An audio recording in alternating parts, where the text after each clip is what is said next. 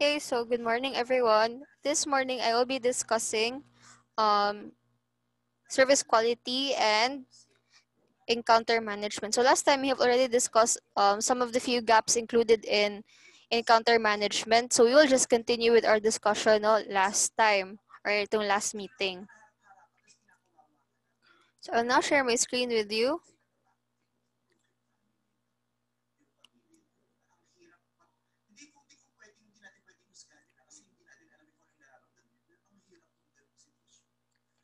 So if you could recall, class, di ba nag-discuss na sa service quality and counter management, discuss na nato nga there are many factors why there is a gap in the service process, or there are also reasons nga no dili masatisfy ato ang customer, no, because of course no may pagkukulang sa parts sa top management, or may pagkukulang sa planning, or may pagkukulang sa pag-execute sa service process, no, or pag-execute sa services o pag-deliver sa products to the customer. So there are many mga reasons, class, and factors nga no dili nindot ang quality sa tuma-deliver nga service, or nga no dili masatisfy ang ato ang guest. Not only that, ma-affected pod ang ato ang quality based on one pod, class, no, walay proper training, no, or wala na properly oriented ang mga tao. So mao na siya nga affected pod ang quality sa service nato nga atong i-deliver sa atong mga customers and guests. So, di ba, if you could still recall, last time I have also presented an illustration on what are the gaps of the models of service. There are many gaps, class. Probably, no, mag-start siya within the service delivery and their perceived service, or gikan siya sa top management itself, no, na i-trace niyo siya. It traces back to the top management, no, nga sayop ang ilahang perception towards customer satisfaction, nga lahi ang ilang perception sa actual jud nga expectation ni customer. Sometimes that is also the problem, no. So ang importante man kani siya, class, every time that we deliver our services, no, and we receive feedback from our customers and they are not happy with our service, so we need to do an investigation to identify asa man dira ang gap na tabo, no. Maybe at fault ang top management kay sayop ang ilahang pagplano, no, there is a fault in the planning, or for example, wala na properly trained or na-orient ang katong service provider, which is ang employees or the frontliners, or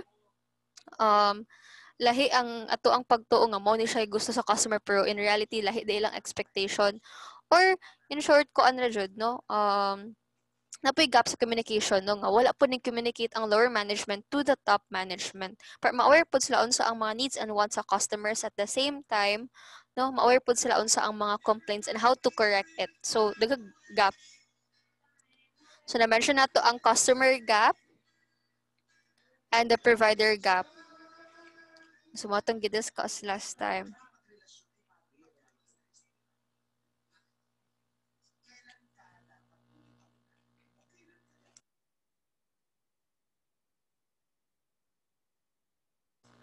So we are also done with the communication gap, class. Okay, let's now proceed to service quality instrument. This is where we ended last time, no, sa to ang discussion. So what do you mean by serve qual or service quality?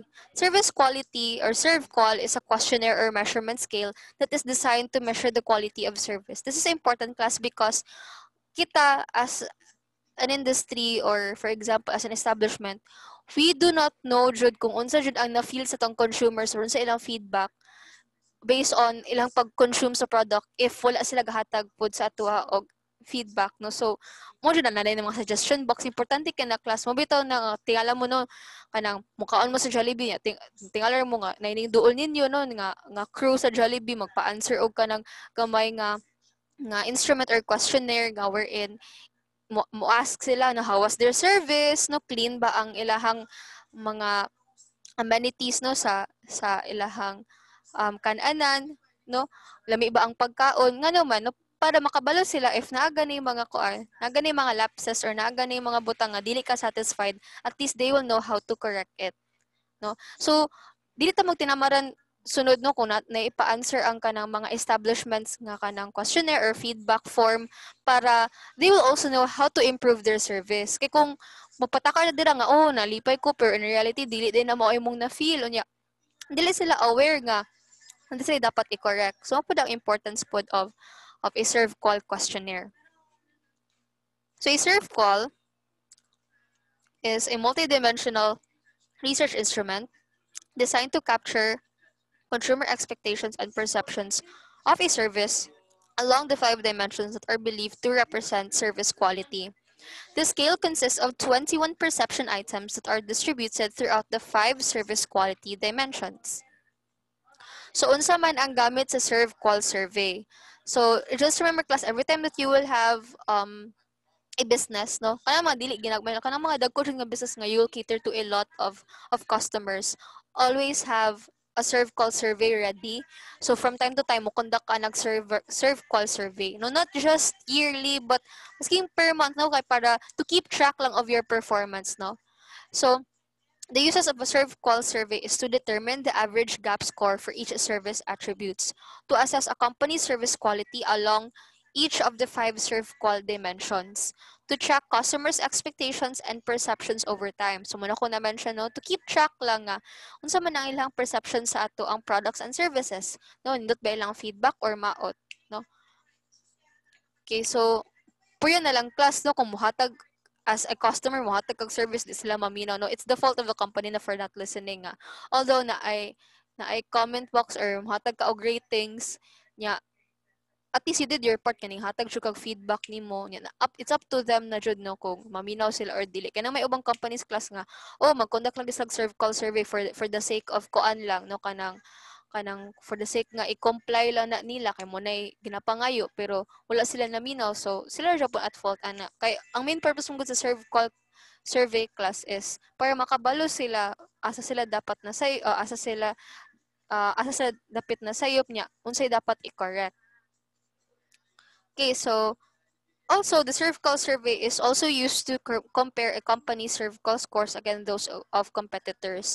Because, kung man na siya class, standardized, no, when we talk about standardized class, kanang naanay set of service attributes nga dapat i-follow no sa survey. So, dili ta maghimo-himog atuan na dito i-follow nga format nga all establishments use that kind of format. And then, nakayot na class is, di ba, na-mention ako sa marketing nga, nindot pud mag-conducta not only kanang mag-scan ta sa internal environment, no, sa business, but also the external environment that includes our stakeholders and competitors. Now, because of the serve call survey class and they follow a standard of questions, no, kanang parehas your competitor and you parehas sa mo ginagamit nga serve call nga survey, kayo na class is once nakabalo na ka sa imong score or sa feedback, no, that you have received from your customers, and then i-compare pa nimo siya sa competitors. Asa man ang mas taas og score, ako or ang competitors? Taas og score akong competitor, so giun sa maniya ngano taas ko siya score no sa serve call survey. Maybe because customized ka ilang service, no, and then ga-deliver sila quality service, no. They take care of their employees, and in return the employees also take care of the customers. So mo ang rason nga taas guro sila serve call scores compared to mine. So how will I correct it? How will I compete, no? How will I overlap or labuan ako ang competitors, no, knowing nga mao na ang ilahang scores, no, comparing to mine. So although sayop man ang mo compare ka sa laing tao class, but when it comes to business, it's really important to always compare. Kaya nga naman para at least kay idea unsa man ang mo na, no, sa hotel gani class ginakuyog gani mi sa mga regular sa una kato nag-OJT ko sa Cebu kay kanang mag-civilian mi niya mag-benchmarking man among tawag ana, no, mag-pretend bi nga customers mi class unya mo ngutana ko no mi kunuhay sa hotel, like for example nagipatukod nga hotel tupad sa ang hotel or duol sa mong hotel, like for example buy hotel, no, kula na bag-o na nga hotel ipatukod anya kanang ato ko nung ilang taon kung unsa ilang mga facilities, no, mangutana taon sa ang ilang mga gipang offer nga mga services ani nga hotel para natay idea on how to improve our services as well. So mo to naagto mi dito sa Bay Hotel nya kunuhay kuan mi kanang mo kuan ko no mi mo avail ko no mi sa services, so mangutana ko no mi pwede mi mangutana sa inyong room rates, unsa inyong mga facilities, or magpa-tour unta mi sa mga facilities ninyo sa hotel. So at least gako mi idea nga mo din ilang mga services ay mo ni ang itsura sa ilahang mga facilities, no. So na sila'y pool, naa sila'y dako kay lang rooms, no? So or naa sila'y mga discounts, no? So mga ana. So at least maka-compare pud mi mo na ilahang makuan mo lang daghan kay sila kanang guest no nga mo check in. Sa ato kay kulang pa jud ta. No, so it's also good to do benchmarking, no, when you have your own business. So it's quite common naman class, no, even sa housekeeping department they do that, no, they dress up as koan ko, no, as tourists or guests, and they pretend to avail the services of the hotel para they can also kanang murag mulantaw pod sila, no, unsay nakalain sa amo ang services og sa ilaha. Next, to identify and examine customer segments that differ significantly in their assets of a company's service performance. So this is an example of a ServQual questionnaire class, no. Scale siya, no. So mo itag checklist, yes or no na siya class. If it's a scale type, no, mo itag scaling, so natay from on a scale of 1 to 7, no, how would you rate the perception statements in the reliability dimension? Tangtay na ta. Reliability dimension. So kung mo rate abi ang customer og 7 or 6, so mo agree siya ni mga following items. So all companies or establishments follow this kind of format because it is standardized. Importante kayo na nga na-advertise ServQual nga survey from time to time. So naara, no? So taas-taas siya class. Ayaw mo katong nag-seminar ta sa Iloilo. If you could still remember class, di ba? Nag-seminar ta sa Iloilo na gihatag nga feedback form ang not only ang organizer sa kato nga seminar but also the hotel, no, nangutana sila daghan kayo in terms of service sa mga waiters, ang food, ang mga speakers, apil po na siya, no, nabatay na katunan sa speaker nga gi-invite. Okay, para ma-aware po ang katong mga organizers nga if maot gani kaayo ang experience sa mga delegates ana nga seminar or workshop, then sa sunod na pod nga mo host sila og seminar or workshop, ilahan na pong tarungon because they have the data man to prove or to guide them unsa asa sila dapit no nga nagkulang or asa dapit ang kinahanglan og improvement. So mo ni ang mga example. Okay, so diba from time to time ga-discuss mo ko aning moment of truth ga wherein as hoteliers, no, or kanang puhon kung mag-OJT ta sa front office and we will be meeting different kinds of guests and or customers, always treat it as if first time ni mo meet ana nila, no. That is what we call moments of truth class nga wherein every time nga na ay transaction between you and the customer, there will always be the moment of truth wherein they na sila first impression ba nga nindot ba ang kuan, mag-base sila sa image sa hotel based on the services nga or based on the interaction nila na receive from you. Kay ikaw man ang una nga mo accept jud sa customer, no, namang ka sa frontline jud unya. Kung maot na ganilang experience sa pagsulod palandaan nila sa hotel o pag-interact sa imuha kay dili ka accommodating, then nawala na imong opportunity to make a lasting impression sa kana nga customer. So unsa matabo, no, ma-turn off siya or maski mo bawi pa kasunod adlaw, no, ma-retain na po na siyang utok class kay mo man kas kalabanan ra ba sa kanang mga guests sa hotel, no, mas kusog sila mo complain outside, so silang mga friends, so silang mga kaila, kaysa mo complain sa management. So mo to siya, ang word of mouth can make or break an establishment. Nunya, mo na siya mayon sa maot ka dito kay okay ra man, ndot man ang ilang mga facilities nunya. Pag unang adlaw lang kay murag na offend lang ko kay mo ni murag puta pobre kaayo ang front desk nya. Pagka sunod adlaw ning bawi noon siya pero wala siya punto na kon sa kong mind mo man na siya class. So mo na ang tinatawag nga moment of truth mo, rag first time nga encounter nimo with the customer and guest ba. So mo bitaw na sa koan class nga gina-orient me nga if dili jud gani ka emotionally ready o ihatag sa lain na lang kaysa maka-affect kuno ka sa tibok service process. Okay, so it is a duration. What are service encounters or moments of truth? It is a duration of interaction of customers with firms, internal employees, and technology. Service encounters are building blocks for customer perceptions. It is also called real-time marketing. Service encounters are where promises are kept or broken. Some services have few encounters where others have many. That is why if you are assigned in the front office when we talk about front office class, dili lang na siya ingon nga katong mga receptionist or reservationist is back office man. Kanang mga receptionist or front office manager, but front offices are kanang kalabanan everyday jud maka-encounter jud sila og guest, no? So para sa anang doorman, hostess, concierge, front cashier, no, sa front office, receptionist. Kaya mga nasa back office class ka nang rare ra kailahang interaction with the guest. Although naman sa interaction per through telephone ra, pero rin sila face-to-face interaction with the guest parehas ng reservation, telephone operator, reservationist, or telephone operator, kanang naa sa mga top management or admin, kanang gamay ra man ilang interaction with the guest, no, pero kanang kamo naa sa tubangan jud nga mo greet jud like the hostess, no, or the doorman, the bellboy, no, kana sila mo na sila ang mga frontliners, sila na permi ang mag-atubang sa mga guests. So mo na siya kamo jud permi ang maka-encounter ng mga moments of truth. So always make sure to make a lasting impression. Bahalag koan, no, puol na ka kay 100 ka book guest imo na atubang sa tibok adlaw, pero first time Manila mo meet nimo, ikaw balag kapila na ka makamit og lain nga guest, pero always treat it as if it is the first time, no? Okay, importance of encounters. So it determines the consumption of service, and multiple encounters are significant in shaping the composite image of the company.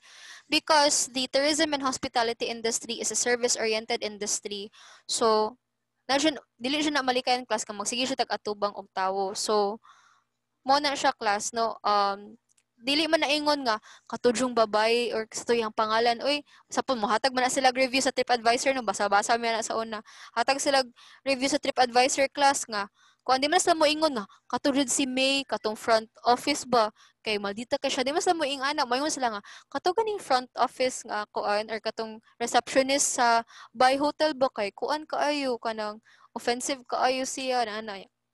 So madala ang pangalan sa establishment, no, ang establishment ang ma-point out or dili ang name jud sa employee. So it also determines the retention of customers. Okay, so we have different types of service encounters class. We have remote encounters, we also have technology mediated encounters, and face-to-face encounters. So when we talk about remote encounter class, kanang layo, no, katong from the word remote, no, so at a distance la ang ilang interaction, although ka-interact man siya through telephone or sa website, no, magstoryahanay sila, there is still an invoice there, pero kanang wala siya direct human contact, no. So you can interact with your customer without direct human contact. Sa karon nga pandemic, uso na kayo na siya, no, kanang dili na ta mo interact directly with our teachers, no, or kanang kung mo transacta pwede ra kanang at the comforts of our own home, pero maka-interact ra japon ka with the service provider, no, kay pwede makakatawag, pwede ka ka-email, pwede ka ka-text, no, or kung sa Messenger na uban para sa ubang schools nga through Messenger ang ilahang mga offices, no. So other examples of that para sa ATM system in banks, no, nga you can still withdraw money without a direct contact with the teller, no, dito sa sulod sa bank. Napay retail purchasing through the internet. That is uso na karon, no, like Shopee and Lazada nga wherein you can purchase products, no, from afar without direct contact from the merchant or from the seller. Or even airline ticketing, no, para sa anang naiuban ng mga kuan man class. Although naa may physical jud nga physical store. Na physical jud nga establishment ang tour and travel agency, pero naman pud sila websites, no, o uban gani sa Facebook ra nga wherein you can make transactions, no, online. So sa airlines ticketing like sa PAL and Cebu Pacific, di ba, if you could recall katong ato ang klase sa macro perspective nga gipasulay ta mo og book og plane ticket. So no need mo moagto jud sa airport no to book your ticket, no, pwede ra mo through online. So tangible evidence of service and the quality of technical processes and system become the primary basis for judging quality. So unsaan, since di man may magkita ma'am, di man may magkastorya sa kon, unsa tong basis for quality? So katong tangible evidence of service like receipts, no, or katong e-tickets ninyo nga yung i-print out. no, or even the process itself, no, dali ra ba ang pag-process sa imong order or pag-process nimo ato to avail their services and products online, dali ra ba, no, pag abot sa parcel sa imuha wala ba'y damage, no, so mana. Okay, next, technology-mediated encounters.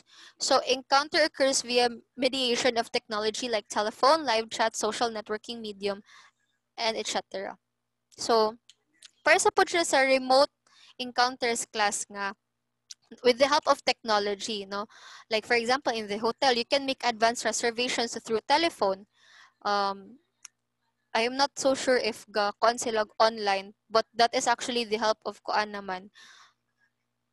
Ganog online booking? Ah? So naabdi ay pud di ay sa hotel. Makon man sila third party.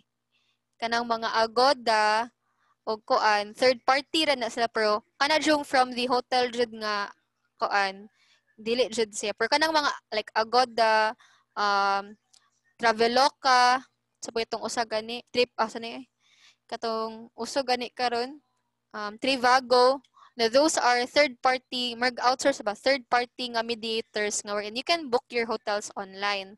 And then, kuan pod, no, so pailain, kanang, para sa nang order na po kag pagkaon karon, no, so, na mga applications, no, mo download ba karon og Grab food nga app, no, pero na naman sa Grab daan nga app na may Grab food dira sa sulod pud sa app, og kuan like Food Panda nga wherein no need na ka mo agto jud sa physical store to buy food, no, you can just make your transactions online through an app, through social media.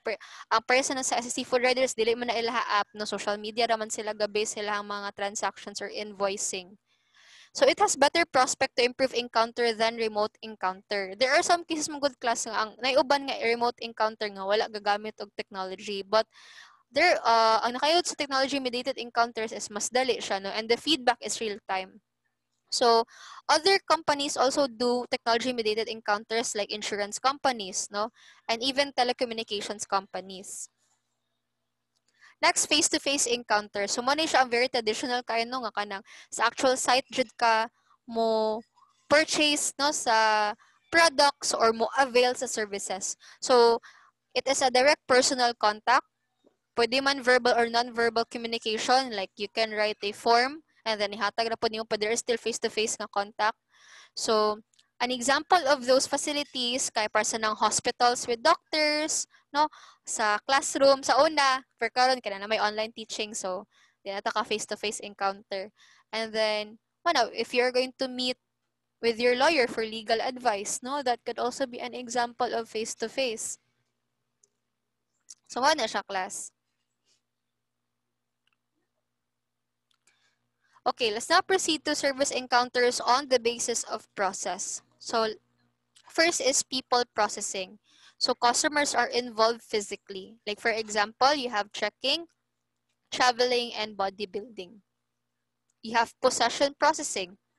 So, services are provided to assets and possession of customers. Like, for example, bicycle servicing, painting a house, and laptop maintenance. And you have mental stimulus processing. Involves services that interact with people's mind. Mental attention of the customer is vital. Like for example, education service, news and information, and psychological counseling. Let's start first with people processing. So kanang mga physical, mobayad ka og fee, pero dili man siya ingon nga tangible siya nga madala nimo siya sa balay. Para sa anang moagto ka sa gym, mo bayad man ka og kanang sa tawag na mag-subscription man tawag ana no nga mag monthly fee nimo para to avail the kuan lang the equipment nga naa sa gym kay wala man ka equipment sa inyong balay so moagto jud ka dito. And then kuan no physical no ga-involve siya og customers mga physical nga involvement physical involvement sa customers no like mag-check agto ka sa gym to or mag-travel ka. Like for example no mo bayad ka og plite pero di ba nimo madala ang plane ticket ang plane or ang lingkuranan sa bus no ang imo lang na is para to take you from one place to another. So next, possession processing.